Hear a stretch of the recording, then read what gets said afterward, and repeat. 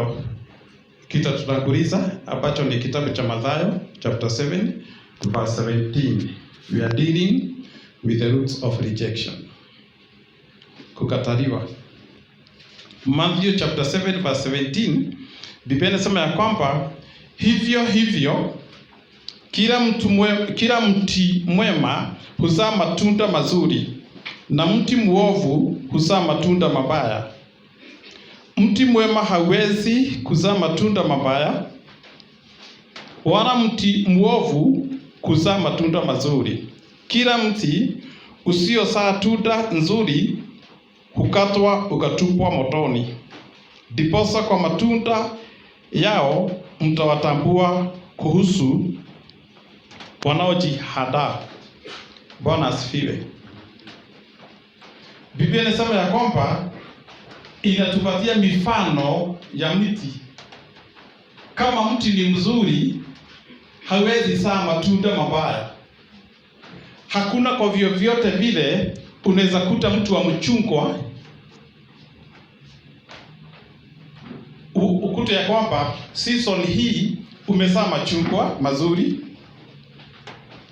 ukute ya kwamba season ingine ikikuja ukute huo mti umezaa matunda mabaya. Ni gumu, hakuna kitu kama hicho. Kwa hivyo unapoingia katika shamba huwa unatambua mti mzuri kwa sababu ya matunda. Ni rahisi kujua mti mbaya na mti mzuri kwa sababu ya matunda. Matunda ndio hudhihirisha ama husema aina ya mti. Unaweza tazama katika maisha yako uone ya kwamba yale matunda ambayo unazaa, ukiangalia ujue hapa huu mti sio sawa. Haleluya. Tunaangalia mizizi ya kukataliwa. Unakuta ya kwamba katika lineage ingine, katika familia ingine hakuna ndoa ambazo ni za furaha. Ukiangalia katika line nyingine ya familia unakuta magonjwa hayaondoki katika familia. Huzuni haiondoki katika familia. Kwa hivyo Biblia inasema ya kwamba mti hujulikana kwa mazao. Kwa hivyo unaweza jianalyze, you will realize kama uko na mti mzuri ama mbaya. Bwana asifiwe. Roots of rejection, the root cause of rejection in our lives. Hallelujah. Bwana asifiwe. Kwa hivyo namba 9 tunaangalia kwamba self rejection caused by their own attitudes. Self rejection, watu kujikataa, caused by their own attitudes. Watu wengi huwa wana mizizi ya kujikataa na hawajui. Tuliona ya kwamba sehemu kubwa ambayo inafanya watu wakiwa wamekataliwa ni katika the manner and the timing of conception. Watu wengi duniani huwa wanazaliwa bila mipango ya wanadamu. Unakuta ya kwamba watu walikuwa katika hali yao ya kawaida, watu wamekuwa katika hali yao ya mambo ya dunia, tuwe pamoja. Watu wamekuwa katika hali fulani ya mapenzi, lakini kuna mtoto ametoka hapo. Huyo mtoto hajatoka kwa sababu ya upendo wa watu hao. Mtu amejikuta ni mjamzito, lakini huyo mtoto baba yake hata hampendi, mama yake hampendi bado, kwa sababu amejuta, na ni kwa nini nimeshika ujauzito. Sasa wacheni niwaulize na tuulizane. Kama mtoto mimi ndiye nimemfungulia akuje dunia, na mimi ndiye nimetangulia kusema ya kwamba na ni wa nini ujauzito sasa nimeshika, nina expect huyo mtoto ni wapi pengine atapendwa, na mimi ndiye nimemfungulia kuja dunia. Kwa hivyo huyo mtoto anakuwa na mizizi ya kukataliwa, apende asipende. Hicho ndicho kile kitu ambacho tunaangalia. Kwa hivyo watu wengi tuko hivyo. Unakuta ya kwamba kama nimekataliwa na mwenye amenileta dunia, ni nini kingine ambacho kitanikubali huko? Ni maisha yapata potea. Leo tuko hapa, hakuna kazi, ikipatikana inaisha. Familia hakuna, familia kupata ni bahati. Unajua wakati mtu ako na roots of rejection, nisikizeni vizuri, kuna mambo huwa yanatendeka. Wakati uko na mizizi ya kukataliwa katika maisha yako, huwa inafanya kazi kwa njia tofauti. Kuna kitu ambacho tunaita the law of attraction, ama sheria ya kuvuta ama ya kuvutia. Nisikize vizuri. Ukiwa na mizizi, sikizeni wapendwa, hapa kukizaliwa mfalme kama msichana wa president wetu, utakuta ya kwamba mwenye atatafuta mtu wa kumuoa, utakuta ni watu tu wakubwa, ni maminister, labda ni mtoto wa president ama wa deputy. Unakuta wanavurutana hivyo. The law of attraction. The law of attraction bado inafanya kazi katika maisha ya mtu mwenye anapitia rejection. Unakuta vile niko rejected, vile nilikuwa rejected na mzazi, bila kujua, hata kama amenilea, yeye ndiye alikuwa the first person to reject me immediately wakati nilikuja katika dunia. Kwa hivyo unakuta ya kwamba wale watu ambao nitafuta katika maisha ni wale watu ambao bado wako na root of rejection. Kama ni mwanamke ukikutana na msichana mwenye bado ako rejected, ndio unasikia unakuwa attracted kwake bila kujua. You will realize later that ya kwamba hata yeye she is suffering from rejection. She is suffering rejection in her life. Imagine. Bwana asifiwe. Ukikuta mtu ambaye ametoka kwake, ameachana na Bwana, ametoka katika ndoa, aende aseme nitaweka kazi ya soko pale, utakuta ya kwamba rafiki yake mwenye anaachia funguo ama mwenye wanashirikiana ni mama mwingine na yeye mwenye amepoteza ndoa. The law of attraction huwa inafuta hivyo. Kwa hivyo tusipo deal with the law of attraction, with the root of rejection in our lives, huenda ukavuta unaoa mtu mwenye bado ako rejected. Hivyo ndivyo rejection inafanya kazi. Ndiposa mkienda kwa nyumba mnajaribu kushikana hivi, inakuwa ni shida. Kaimogikarania. Biblia imetuuliza vizuri, ni namna gani mti ambao ni mzuri utaweza kuzaa matunda mabaya? Ni namna gani nina suffer rejection niweze kuattract msichana mwenye atakuwa rejected? How can I attract mtu ambaye sio rejected? Hallelujah. Ni namna gani naweza kuwa nilikataliwa wakati nilizaliwa mara ya kwanza?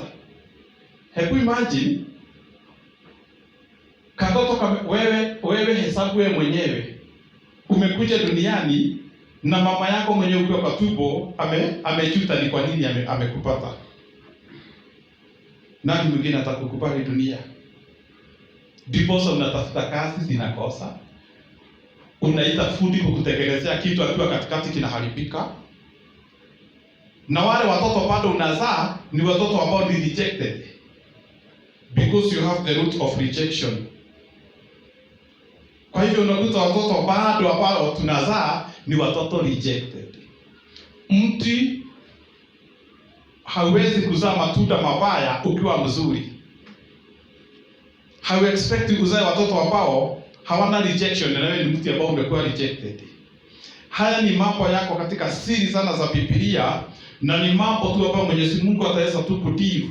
Na kuna watu ambao wamezaliwa, lakini kupata mtu wa kukupenda, nisikize, kupata mtu genuine person mwenye anaweza kukuoa, hakuna. You are rejected. Yaani ulikataliwa kutoka mwanzo. baba yako ulipoudika mimba duniani, baba yako hata hakuwa na shughuli akaenda. Kwa hivyo yeye ndiye alikuwa wa kwanza kukureject. Labda naye mama akashindwa, ni kwa nini sikuwa na timing mzuri. Una expect huyo mtoto aende wapi? Ukiita mtu kutoka Nakuru saa hizi na simu, umpige umwambie, ukuje Thursday, ukuje tuonane. Sikizeni wapendwa, atoke Nakuru na gari, akuje ashuke hapa Kimandi. Alafu mwambie, afadhali kama ningejua singekuita. Una expect aende wapi? Na ametoka all the way from Nakuru. Kwa hivyo atafanya namna gani? Aanze kutafuta kibarua pale, aanze kutafuta, kwa sababu hakuna mtu anajua. Hata mwenye watajuana ni kibahati. Si kweli? Rejection ni kitu ambacho ni hatari katika maisha ya Wakristo. Na Mwenyezi Mungu ako na nguvu za kutukomboa. Kuna mambo mengi unaweza jaribu kufanya mpaka katika nyumba ya Mungu kwa madhabahu kama hii na usikubalike. Unaweza ishi hapa miaka 50 ukihudumu na hujawahi nena kwa lugha mpya. Hujawahi experience the anointing of the Holy Spirit in your life simply because kuna rejection, the roots of rejection in your life. Rejection. Bwana asifiwe. Kwa hivyo tunaponena kuhusu rejection, ni mambo mengi ambayo tunaangalia. Bwana asifiwe. Self rejection. Kupitia kuteseka kwa sababu ya rejection, mtu anafika pahali anajikosea, anakosa hamu ya maisha. Na kuanzia hapo, mtu mwenye ako na mizizi ya kukataliwa, huwa mtu hawezi elewa. Hawezi. Lakini sasa tunaposoma hivyo, hebu angalia familia yako, hebu angalia kwenu, hebu angalia maisha yako, ujue kama kuna mizizi ya kukataliwa. Haleluya. Bwana asifiwe. Huyo mtu mwenye ako na mizizi ya kukataliwa, kwa sababu naendelea kutamatisha, kuna mambo huwa anafanya. Number 1, having made dumb decisions and are unable to forgive self. Huyu mtu anaweza fanya decision ama anaweza kata kauli ambayo haokei, dumb decision ambayo sio ya kunena, anaitekeleza huko ndani katika fikira zake na hawezi kujisamehe. Anaweza kata kauli peke yake na kunyamaza bila kujua madhara ya hiyo kauli. Unaweza kuta mtu amesema ya kwamba na sitaongelesha huyo mtu tena. Ndikageithia mundu ucio ringi na reka nakoro na nakoro ndakamugeithia wende kana ndwende. Ni watu ambao wanakata kauli bila, yani kimoyo huko ndani. Kauli, wanakata kauli. Unakuta mtu akisema ya kwamba sitamuongelesha tena, sitataka anisaidie. Na ni roots za rejection ziko katika huyo mtu. Sikizeni wapendwa, katika doa inakuwa tamu na inakuwa maridadi wakati watu wanashirikiana katika hali ya kusaidiana. Unakuta ya kwamba upungufu wenye ninautegemea ni upate kwa wenzangu. Upungufu wenye unategemea upate na appreciate kutoka kwa wenzako. Mtu mwenye ako na roots za rejection, sizeni, huwa anajielezea kwa moyo wake, mimi siwezi taka kusaidiwa na mtu. Mimi sio mtu wa kukaa kwa mwanaume anisaidie. Ni lazima nifanye kazi. Ni vizuri kufanya kazi. Lakini hiyo inakuwa ni mizizi ya rejection. Yaani kauli, eti atakuteithio ni moto. Yaani watu kama hao ni watu hatari.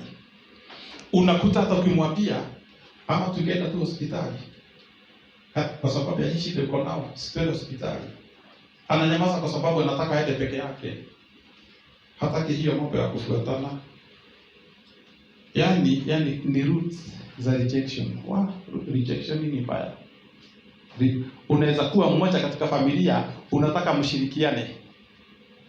Lakini sasa mtu tukiwa na wewe karibu, na huwa nimekata kauli ya kusema kwamba mimi sitaki kusaidiwa, mimi nitakuitia. Hata kama ninakusaidia, unachukua shiko upande, kwa sababu in your heart umemake decision ya kwamba wewe hupenda kujisaidia. Na katika ndoa inakuwa safi wakati mtu anasikia unatoa kitu usaidie mtu huyo mwingine. Kuna watu wanatengeneza kauli nyingine, mimi hatapata kitu changu hawezi pata. Hizo ni kauli ambazo zinatokana na watu ambao wako na mizizi ya rejection. Bwana asifiwe. Haleluya. Nasikia mtu akisema sitaingia. Mkikosana na mtu tu kidogo, unasikia akisema ya kwamba kwake sitaingia. Na hakika huyo mtu anaweza kaa sana bila kuingia, hata kama anafanya hizo kauli ama hiyo kauli bila kujua iko na madhara. Haleluya. Kuna watu wako na rejection, wana suffer rejection katika nyumba ya Mwenyezi Mungu. Kuna watu wako na mizizi ya rejection kwa sababu siku ile kuna deliverance kubwa. Ijapokuwa masaa yangu ninaona yameisha sana, lakini naomba Mwenyezi Mungu tupate siku ya deliverance hapa kanisani, kwa sababu hii mizizi ni mingi. Bwana asifiwe. Haleluya. Unakuta ya kwamba unapokuwa na mizizi ya rejection kwa sababu ulikataliwa. Nimewapatia mfano. Pigia mtu simu hapo umwambie toka Mombasa kama ndugu yetu, akuje hapa, alafu akifika umwambie na nimefikiri afadhali haungekuja. Hebu fikiria huyo mtu atafanya namna gani? Na hakuna mtu anajua hapa. Hivyo ndivyo unakuwa rejected wakati ulizaliwa na wazazi bila kuwa na timing, or the manner of conception ilikuwa already iko na mizizi ya kukataliwa. Bwana asifiwe. Ndipo sasa unasukuka dunia ukijaribu kutafuta mtu wa kukupenda. Hata ukikuwa na makaratasi unaenda pahali unakuwa disqualified kila pahali. Ukienda pahali ni lazima mkosane. Hivyo unakuta ya kwamba huyu mtu kwa sababu ako na mizizi ya rejection, kujisamehe hawezi. Mtu shetani atakuyohea. Anaweza kuwa alitenda kitendo miaka 10 iliyopita. Kwa sababu ya kauli zake, kuna labda mtu alitukana, kuna mtu aliua pahali, lakini akiwa peke yake pahali huwa anakumbuka hayo mambo yakiwa fresh. Unaweza kuta ametulia vizuri, lakini huwa anafikiria sasa nilifanya namna gani. Ana regret. Yani hajui kujisamehe. Mtu no atore na kauli miaka yote. Stop rejection ni kitu kibwa pendo. Ni kitu ambacho labda tu Mwenyezi Mungu atusamehe na tutakaze na tukomboe. Bwana asifiwe. Kujisamehe hawezi. Haleluya. Unaweza kuta mtu kwa sababu ya hiyo rejection, unakuta mtu labda alikuwa ameapa ya kwamba na mimi nitangojea nifanye ndoa. Unakuta ameingia kwa njia moja ama nyingine katika usinzi. Neikarire utharine na njere mwekana area. Wena roots ya rejection ndungehota kuepuka maundu make. Ukiwa na mizizi ya rejection, hata uwe na unagani, huwa kuitwa na dunia. Ukiita mtu atoke Mombasa akuje hapa, jambo lolote likitendeka kwa sababu yeye ni mgeni hajulikani, yeye ndiye suspect wa kwanza. Watu wanauliza tena, na huyu mtu ametoka wapi? Mwenye tunaona akizuru hapa. Hivyo ndivyo tunaulizwa dunia tukisukuka. Hii ni mambo yanatusaidia wakati tunalea watoto kama wanayuzi wenye wako hapa. The manner or timing of conception. Hallelujah. Unaweza kuta mtu alipata rafiki ama marafiki akaingia katika kosa la fornication ama usinzi, Lakini miaka imepita 20, lakini hiyo kitu kinamuuma, hawezi kujisamehe. Ndari aliganirwo niyo niehirie na nakumbuka ikiwa fresh, hawezi kujisamehe. Unaweza kuta mara nyingi akilia kwa sababu huwa anajiona ako na makosa mengi. Rejection ni wapi wapendwa? Rejection ni hatari.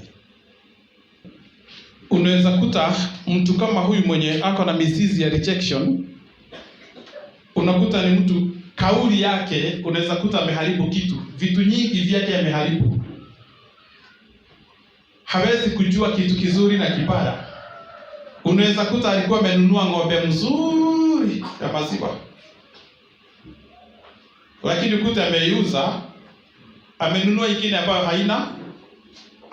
haifai hata kidogo. Unaweza kuta mtu mwenye ako na roots za rejection, huwezi pata kitu kizuri kwake. Na haya mambo akiyatenda yanakuwa ni ya kujuta kila wakati. Na ni mimi nilifanya hivyo. Kwa hivyo huyo mtu hana furaha hata akiwa katika nyumba ya Mwenyezi Mungu. Bwana asifiwe. Haleluya. Huyo mtu anaweza, yani ni mtu wa kujuta. Hivyo ndivyo nataka kusema. Ni mtu wa kuelira hiti ciothe. Hakika kabiashara gathire. Hiyo wacha nikwambie, kutoa hayo mawazo kwake, aweke biashara iishe. Huyo mtu kuachilia kitu hivi kiende ni gumu sana. Anarimeini hapo katika hayo mambo. Bwana asifiwe. Tuko pamoja? Tunapoangalia mizizi ya kukataliwa, tukiwa na imani ya kwamba Mwenyezi Mungu ataingoa siku ya leo, na tunapomaliza. Jambo lingine linalokuwa na mtu huyu ama na watu na sio wengine, tujiangalie sisi wenyewe. Ama hapa hakuna watu wana suffer rejection? Sio mmoja, ni wote. Bwana asifiwe. Jambo lingine, huwa wanaogopa. Watu hawa huwa wako na uoga fulani. Mkianza kujuana, ajue sasa mko cross, mmekuja karibu sana, huwa anarudi nyuma, msipendane sana. Anaona kama utamjua. Fear of cross relationships. They often sabotage relationships when they get too close. Munaweza pendana, sikizeni wapendwa.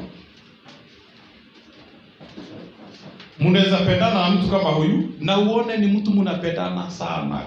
Ukilala unafikiria tu juu yake. Lakini mnapokaribiana, mnapokuja cross kabisa, unaona ameanza kuongea maneno ya kukuchukisha. Unaweza kumuita akupeleke pahali, unakuta hata kucha. Kwa sababu closeness hiyo inakuwa haiwezi fika pahali ambapo panastahili. Ushawahi kutana na mtu kama huyo? Unaona mtu ya kwamba labda ni just imagine mtu huyo akuwe mume na akuwe mke. Umeoa mtu mwenye ako rejected. Anataka kupendwa, anataka kupenda, lakini mnapokaribiana hawezi taka mkue close sana. Huwa anafikiria kwamba I don't want them to know the real me. Dikwenda amenye muno. Muthuri dikwenda amenye muno. Mundu na rejection, we ni hatari. Rejection ni hatari wapendwa. Rejection. Tunasema fear of close relationships. Nasema ya kwamba no one will love me if they really know the real me. Kama mtu atanijua hata nipenda. Sasa unaweza kuta bibi ana resist. Hata mtu atagera lakini mtu mwenye rejection kama mtu mwenye rejection. Ndio pena ndio shake. Na huwezi jua, lakini huwa hataki furaha. Unajua venye watu wanafurahia. Mwenyezi Mungu ametuumba tuweze kufurahia dunia. sio kwa sababu ya upande wa dhambi, lakini kwa sababu ya zile vitu ameumba. Unakuta huyu mtu hataki muingiane kabisa, ana resist kwa sababu anajua, na akinijua sana hata nipenda, akijua kwetu sana hata nipenda. Unakuta mtu akiwa na kajambo kakwao, afadhali aapie majirani na asiapie mme. Tena uko toke mahara makoro neki hata afadhali mtu atoke na kajambo akaapia rafiki yake pale, lakini yani kuna watu wanachagua wenye anaweza apia mambo, lakini wale wako karibu na yeye hawezi waapia wewe mamenye kwao. Rejection, mizizi ya rejection. Na ukiforce sana utaki ya kuapie, mnakosana kabisa, na huyo mtu hata mkiwa naye kwa nyumba hautapata furaha. Utoke safari uwe kwake, kuna furaha. Kufurahia kwake ni dakika 10. Rejection, the roots of rejection. Tunasema ya kwamba kujidharau, hii mambo ya kujidharau. Bwana asifiwe. Kwa hivyo ni mtu ambaye huficha shida zake. Unaweza kuta ya kwamba ni mtu ambaye mko naye kwa ndoa, lakini shida zake anajua kuzificha. Tomodo twake ndokimenya na yeye muthuriwe na mutumia wake omenya ta igoro ng'ombe nĩ yunire harĩa no tũthina twake no akire na tumwaka. Sikizeni wapendwa, ukiangalia hawa watu ambao ni wa kwenye tumelelewa kiroho, watu wa Catholic, kuna kitu ambacho wanafanya na ni kizuri sana. Unakuta kuna wakati wanakuwa na siku ya upoli. Ni mwe upoli? Nyinyi hamjawahi upoli. Confession. Yeah, watu wa Catholic wako na confession ama kutubu ama toba. Unakuta mtu, unawakuta kwa line. Kuna wakati tulikuwa tunapaka line inafika huko. Ukikojea ufike kwa priest, uende uungame dhambi zako. Tulikuwa tunasema namna gani acha nikupokee. Nani mwenye alitoka juzi Catholic? Shiko tukumbushe. Ushaenda confession. Hebu tuambie venye mtu confess. Hautatapia dhambi lakini confession tu.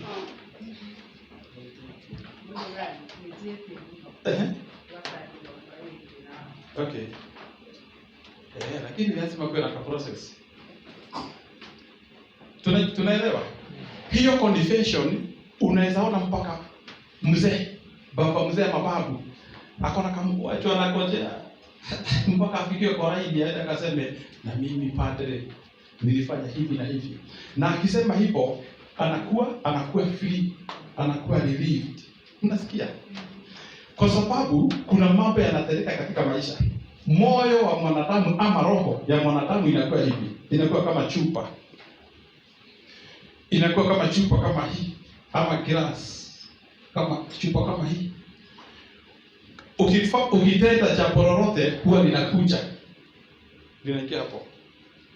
Ukifanya jambo labda ni kosa wewe mwenyewe umetenda, umesengenya mtu, umeiba kitu, umefanya abortion, umefanya jambo lolote, huwa linakuja linajaza. Linakuja, linafika hapa, inafika hapa, linafika hapa. Likifika hapa mwisho, unakuta huyo mtu hata kama anatembea ndani yake sio mtu. Kuna mabaya, kuna sumu, ni vitu nyingi zimechanganywa. Huwezi pata kitu kizuri kutoka kwa huyu. Kuna tendeka namna gani wakati tunaenda repentance ama confession, huwa unatoa hicho kitu ambacho ulipata juzi, ukikiongea na mtu huwa kinatoka kwako. Ukiongea hilo jambo lingine huwa linatoka. Mtu mwenye ako na mizizi ya rejection huwa hawezi taka kuongea jambo lake. Ndakira mtu kikaundo gakiona ngo. Ndali mtu aki huwa anafurahia akiconceal mambo. Kwanza akisikia nilitenda hivi na hakuna mwenye alijua, huwa anafurahia. Ni vizuri kuwa na mtu, sio watu wote unaambia. Ni vizuri kuwa na priest wenye unaenda unamwambia, wacha nifukue hii moyo wangu wote kwako, unafukua. Anaona vidonda vyote, huwa unapona. Watu wengi hata wakikuja kwa ofisi, hata wakienda pale popote kwa counseling, mimi huwa nashangaa sana, na hakika unajua huyu hatapona, kwa sababu unajua ukiwa mtu wa Mwenyezi Mungu, yale mambo mengi yale yanaficha, anakuambia yale ya juu. Bwana asifiwe. Watu wenye wako na roots za rejection huwa hawawezi toa kile ambacho kiko ndani. Haleluya. Bwana asifiwe.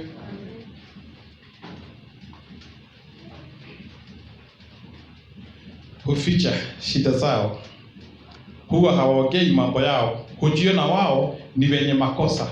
Anaweza kaa pahali hivi anajilaumu akiwa peke yake, anajilaumu. Ukiingia kwa nyumba unaona ako sawa. How do you expect mtu kama huyu akufurahisha kwa nyumba ukiwa mume ama mke? Hakuna furaha utapata, isipokuwa huyo mtu akuje akiwe delivered. Hakuna furaha itapatikana. Haleluya. Hawa watu, mtu mwenye ako na mizizi ya rejection huwa hapendi furaha. Furaha yake ni ile tu ambayo ni ya kutaka kufurahi, lakini akiona watu wengine wakifurahia, kuna wengine huwa wanachukia jambo kama hilo. Hawapendi furaha. Kwa hivyo ukioa mtu mwenye ako na roots za rejection, ukikuja kwako unafikiria ati umekuja kwako nyumbani ufurahie. Hapana. Furaha iko na limitations, ni limited.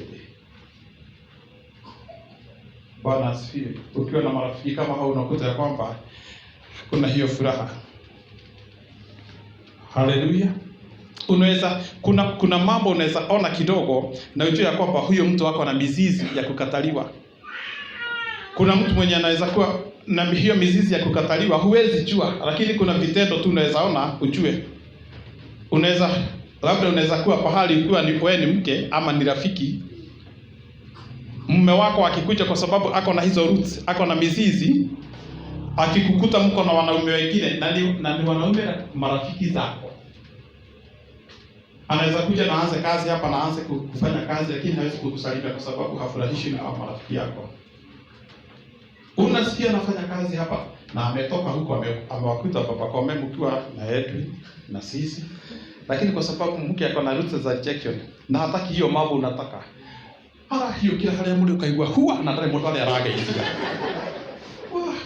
Asheto boya.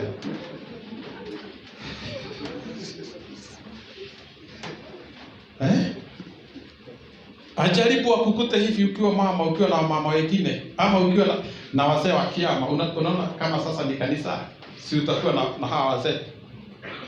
Mzee wako akikukuta kwa na watu hivyo, anaweza kuja afanyie kazi hapa na kuna mtu anasalimia, kama ni mke hivyo. Ole kwa ukihuka na tayari mtu wako hivi. Na akiwasalimia ni hivi. Bwana asifiwe.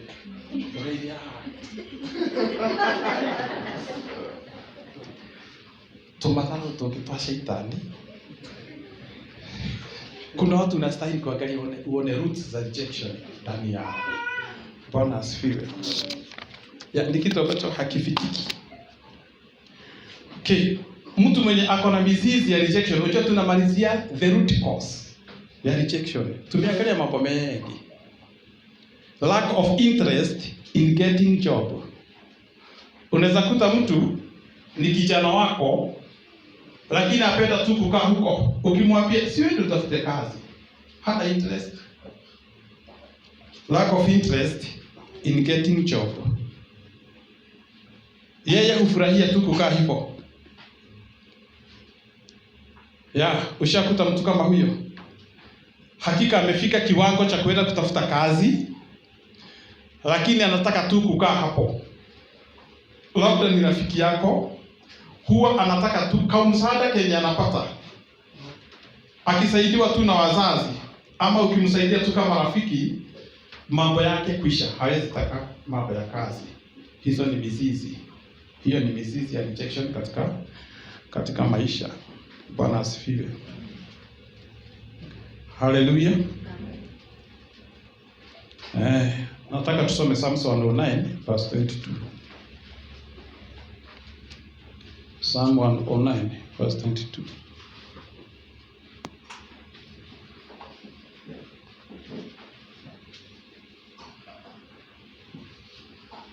Kwa hivyo saa zingine na wakati mwingine usiwe unakuwa mbaya kwa sababu ya wale watu ambao wako na hii mizizi ya kukataliwa. Biblia inasema namna gani? Biblia inasema hivi katika mstari wa 22.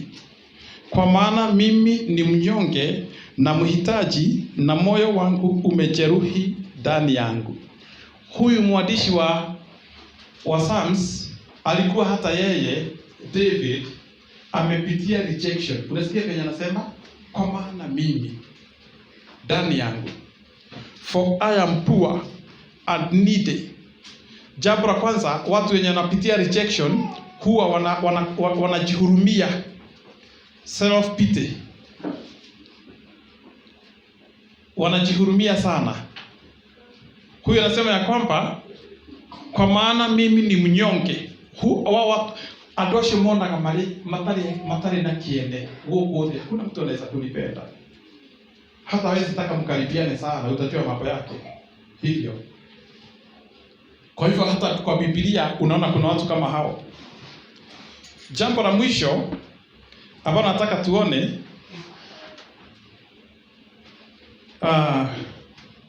ambalo ni la 10, multiple causes in later life. Multiple causes. Mambo mengi yanayosababishwa katika maisha ya usoni ama maisha ya baadaye ama katika uzee. Katika hii age ya okulira rejection, watu wanakosa kuhudhuria kanisa. Na nahitaji kujua hii. Watu wakianza kufikia miaka fulani huwa labda unaweza pata mizizi hapo ya kukataliwa. Later life, multiple causes in later life. Number 1, career and job, marriage, family relationships, elderly years. Unakuta ya kwamba haya mambo tunayoyataja, success or failure in your ability to provide financially, unakuta ya kwamba hilo jambo labda umezeeka, umefikisha miaka 40, umefikisha 50, umefikisha 60, lakini sasa uwezo wako wa kuprovide kipesa sasa umekuwa ni kama umedhoofika. Unajiangalia, umefikisha 40, umefikisha 45, umefikisha 50, unaangalia 60. Na unaangalia hakuna kitu ambacho uko nacho ambacho umeweza kununua. Sasa unaanza kuwa na hiyo mizizi. Sasa mimi penye nimefika hakuna wakati nitasaidika tena. Leo ukinyete, leo tikete ile karege. Unaona? Bwana asifiwe. Hayo ni mambo ambayo huwa yanaleta mizizi, na Mwenyezi Mungu ako na jibu. Haya maundu macio mothe turathoma ni mari aja thiini wa kirekaniro yako na jibu apendwa. Bwana asifiwe. Rejection from boss or other workers. Unakuta kwamba katika siku zenye unafanya kazi labda ni sauzee, unakuta your boss anakureject.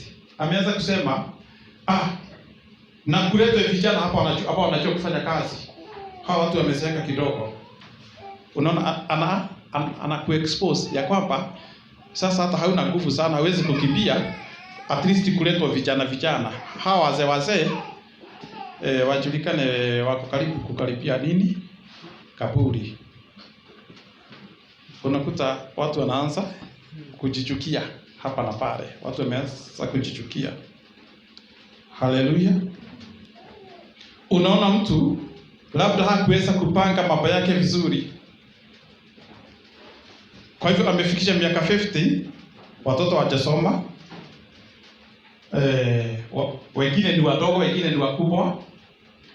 Kwa hivyo akijiangalia, akijikombea na wale watu wengine, unakuta ya kwamba anaanza kujichukia. Unaweza kuta katika nyumba amekuwa mtu mwenye ukali, wamwarelia ako na ukali sana, lakini kwa sababu mambo yake hajapanga vizuri, huyu anachangia kuwa na mizizi ya kujikataa ama kukataliwa. Katika kitabu cha Jeremiah chapter 30 verse 17 utaona ya kwamba watu kama hawa Mwenyezi Mungu ako na jibu ambalo linawafaa.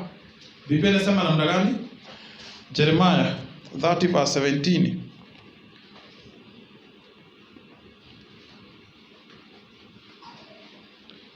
Thelathini mstari wa 17. Biblia inasema hivi: maana nitakurudishia afya, nami nitakuponya jeraha zako, asema Bwana. Kuna jeraha ambazo mtu anaona akiwa mzee. Sikizeni wapendwa, mtu akienda usikizi unafikiria amelala, lakini anaangalia naona ya kwamba yule niko na miaka 50, niko na 60 na niko na katoto kako pale, ndio anaanza kufikia kwenda nasari.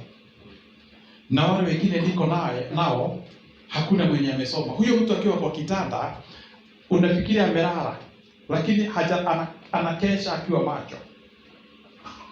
Mtu mwingine ni mzazi, anaangalia vyenye mlienda nyote mkamwacha, akaachwa peke yake. Ako katika empty nest. An empty nest. Akiangalia kwake watu wote wameenda na hakuna mwenye amebarikiwa. Watoto wote wako huko na ni wazima. Hawaoi. Mwingine ameoa mara 20, msichana mwingine ameolewa mara 10, kuko na mwingine amerudi na watoto 5. Kwa hivyo sasa katika hiyo hali na hiyo miaka kunakuwa na mizizi ya kukataliwa. Na msikiza na ujue kwamba mizizi huwa inakuwa inherited. Mizizi ya kukataliwa. Bwana asifiwe. Biblia inasema ya kwamba wale wenye wanajua hivyo, siku ya leo kama uko ndani yetu na unafika kiwango hicho, orelete tu miaka tu wale kama dhaifu, hakuna kitu ambacho umefanya katika maisha. Katika hiyo miaka hakuna kitu umefanya mpaka unajireject. Biblia inasema namna gani ili ujue kuna jibu? Maana nitakurudishia afya, nami nitakuponya jeraha zako, asema Bwana, kwa sababu wamekuita mwenye kutupwa, wakisema ni Zayuni ambao hapana mtu autakaye. Unakuta ya kwamba katika miaka hiyo hakuna mtu anakupenda. Kinyamutumia nero na ndio tukite expired. Ginya hakiri. Kilisho neno. Kilisho neno. Bwana asifiwe. Mama anakupimia hivyo ukikula pale, anaona venye una expire.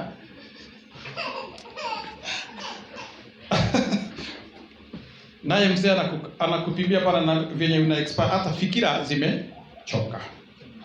Bwana asifiwe. Na wewe sasa ukijua, na kwa sababu unaambiwa na maneno, na unajua wamama huwa hawakosi kuokea. Anaweza kuja akwambia, nimeona kwa baba Mwangi, amenunua ng'ombe moja ya maana sana. Hii ng'ombe kama hizo zinanunuliwa na watu wako na pesa. Unajua nakwambia namna gani? Unajua vile unaambiwa expiring date already imekuja. Kama mko hapa na mko hivyo, kwa nini mnahua hao wazee? Wamama, si tunapunguza maneno kidogo. Kwa sababu sasa huyo mtu ukimwambia hivyo, akienda usikizi anafanya mahesabu, unasikia usiku amestuka. Ni kuota anaota. Kwa sababu sasa milango imefunguka ya rejection. Bwana asifiwe. Biblia inasema ya kwamba nitakurejeshea. Utarejeshewa. Bwana asifiwe. Your own marriage and family relationships. In other unfaithfulness, partner controlling finances or stije, unakuta ya kwamba haya mambo yanaleta rejection. Unfaithfulness katika marriage. Unakuta mtu wamekuwa wazee, lakini badala wapumzike ndipo huyo mama ama huyo baba amekuwa ni kama kitu amekunywa. Wakati nguvu zinaisha, ndipo wanaona mama wengine huko nje. Unakuta hicho kitu kinaleta rejection kwa familia. Kinaleta rejection kubwa kwa familia. Ama kucontrol pesa, unakuta mtu akisema ya kwamba mpaka mama akituma na shilingi 50 kwa soko ama 300, akirudi jambo la kwanza sio kuulizwa kama ameleta kitu, ni change. Iko wapi change? Na ni 300. Na najua wengine hawapakisha hata change.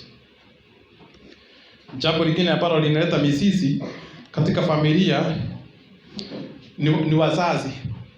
Unazaa watoto wote wanakuwa maraya na makahaba. Unazaa watoto wote wanaribeo. Kuna kijana mwingine tulikuwa tunaongea pale pekine, anaenda kwa mama yake akinoa paga akisema papa, hapa kutakufa mtu. Na mama yake ni mzee. Unafikiria huyo mama atakuwa namna gani? In fact, anashikwa na magonjwa haya ya diabetes na pressure. Na ni mtu ako na miaka 70 kwa sababu kijana wake anapitia pale nje, anasimama pale akisema mimi naweza mwaga damu hapa. Mambo kama hayo yanaleta stress. Tunamalizia mambo ambayo yanaleta mizizi ya kukataliwa. Jambo la kwanza tulisema ile mizizi mikali zaidi huwa inatoka katika njia ya kuzaa. The manner or timing of conception. Hayo. Mizizi mingi imetoka huko. Okay. Rejection in elderly years of life. Kukataliwa, rejection ambayo inakuja katika elderly life, miaka ya oporo. Not accepting or coping growing older. Wrinkles zinapotoka na body change, watu wengi huwa hawakubali. Na hapa nikitaka nigusie kidogo. Watu wengi huwa wanapata mizizi ya rejection, inaweza tokana na hali ya miaka. Unaweza kuta mtu ameenda kwa kioo kushanua kanywele, aone nywele 3 hapo za kile.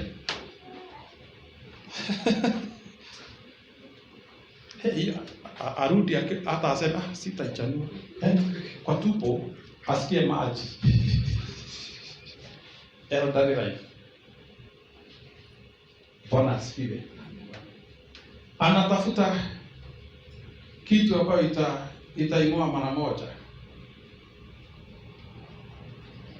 Unajua katika hii miaka kwanza wa mama wa dada akienda kwa kioo, na unajua inaleta mizizi bila kujua. Unakuta ya kwamba mtu mwili ukibadilika, unakuta akienda pahali, hata kama ni pahali panajazwa majina na miaka, hiyo inampatia stress sana kufika hapo. Mimi nikasema niko na miaka 40.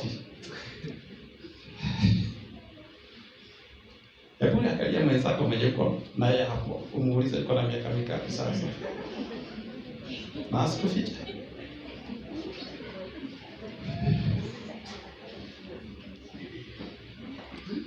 Kuna mwenye ameweka 70. Bwana asifiwe. Watu wengi hawataki kujulikana miaka. Wanataka tu remain tusichana. Na miaka imeenda kuoga hapo 40-45. Stress inaanza kumwingia, roots of rejection inaweza toka hapo. Unaweza sikia mtu amebishana sana ya kusema, mimi niliangalia nikaona sio mzee kama yule, na sasa yule ako na 60 yako na 45. Kwa hivyo sasa anataka kuonyesha na vile hiyo kapu ni kubwa, hata sitafika huko. Hata dakika hii ninakuongelesha hivyo bado unakuwa mzee. Bwana asifiwe. Korona kwa ajabu itekira. Ndio gwetekira. Akiona vijana wake wamekuwa wakubwa na ameanza kutembea na kasichana pale, anaweza dakika yote anaweza itwa shosho. Hiyo kitu inaweka watu wengi hofu. Bwana asifiwe. Ni kweli. Watu wengi sana wakianza ukifika hiyo age ya kuitwa shosho na kukaa. kwa sababu miaka inaonyeshana bado ni mchache, yani mwili, lakini katika miaka hataki kukubali. Ati ndio nikisimama hapo nataka sasa nimekuja na watoto pale wanaambiwa, tena msaidie kukaa pale akihubiri pale, watu wanasikia. Tena msaidie shosho pale. Shosho anakuwa na stress. Kukaa anakuwa na stress na depression. Hiyo ni kitu inaleta rejection. Bwana asifiwe. Watu wakijaribu, hata ukienda kwa gari, unaona sasa kuna pale unafika, hata ukienda kwa matatu unasikia makaka anafanya sana ujue sasa umri wako umefika wapi. Hebu kuja mama, ikia kwa gari. Mama, ukamama, ikera gitekenya kona mutu apakoro makaka o. Tore na gito. Ndada gito shosho. Ya. Ashosho muriaga. Jekani yuko kama ni shosho nifanye hivyo. Amen. Na msiwe na uoga. Mwiharirie ni gwitwo shosho na guka. Bwana asifiwe. Ni vizuri kujua watu wenye wako na stress. Tunasema ya kwamba coping with children living home. Unakuta mtu amelea watoto, sasa kukopa na vile wametoka nyumbani, unakuta huyo mtu amekuwa hatari wakirudi, kwa sababu unajua sasa kama vile tumelelewa na mama kwetu ni huko Subukia. Sasa tukienda huko tunakuta hiyo nyumba iko empty, ni yeye tu peke yake. Unakuta ya kwamba venye alikuwa anatupokea kitabu, kwa sababu hii imekuwa nest, empty nest, an empty nest. Gitara kitu. Ukifika huko sasa, ukienda bila kuwa umebeba kitu, hata unaweza lala hivyo chako, sababu sasa hana shughuli na wewe sana, ulienda kwa nini na ukaenda kabisa. Kukopo na hiyo situation unakuta sio mzuri. Unakuta ukienda na bibi akae hapo siku 2, siku 4, 5, wameanza kugombana. Mimi nawatabiria hivi nikiwa hapa. Ukue shosho mzuri. Ukue kuka mzuri katika jina la Yesu Kristo. Miaka inakukubalisha. Wewe shosho tia kwa maka. Gashwele katile karachi jano nigegoshe. Bwana asifiwe. Watu wengi wanastuka no nginya ndimuhariririe tene. Haha niho ikimwira ndakomwirira haha atire hake. Bwana asifiwe. Sasa dakika yako ako campus ilikumaliza na maliza. Tumebakisha miaka michache. Tokoro tuevuka na shosho hapo. Bwana asifiwe. Bakole hivi hali ni shosho na kuka mwakire kanisa. Hivi karibuni no ma stress tumwikihire mundu ona karofue haha. Tigana na koreke gathi kuria karathie. Bwana asifiwe. Kwa hivyo tumebarikiwa. Amen. Okay, Isaiah chapter 46 verse 4. Tumalizie hapo. Tulianzia habari, sasa tumekuja tukimalizia. Hivyo kwa hivyo wakati mnatembelea wazazi nyumbani, mjue kuna wazazi wako na stress. Kwa sababu their nests are empty. Itara shetu ikire empty. Wakati unakuta mzazi, ni vizuri unaenda ukijua kumuguide. Haleluya. Ukienda Christmas ukikuta mzazi amekasirika, usikasirishane na yeye. Mpende, muonyeshe upendo. Omba pamoja na yeye, ujue hajui kukopa. Na hii na hao watu ambao wanakuja kwa sababu sasa ameremain peke yake kwa muda mrefu. Maundu macio ni marehaga roots of rejection. Bwana asifiwe. Okay, Isaiah 46 verse 4 tusomeme.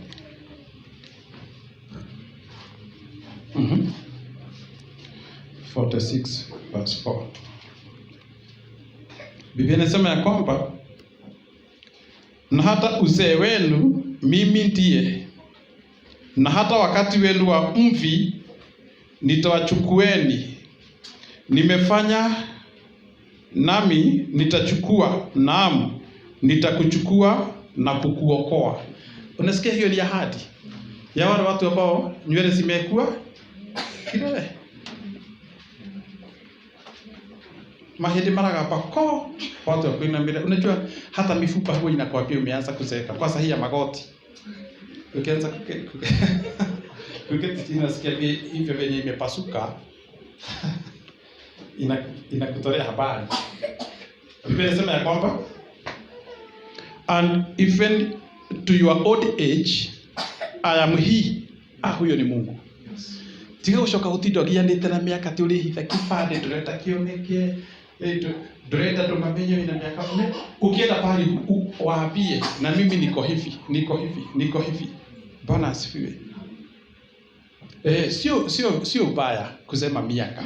Sio ubaya kudhihirisha venye ile miaka imefika. Praise be to God. God bless you. Amen. We are blessed. Are we blessed? Amen.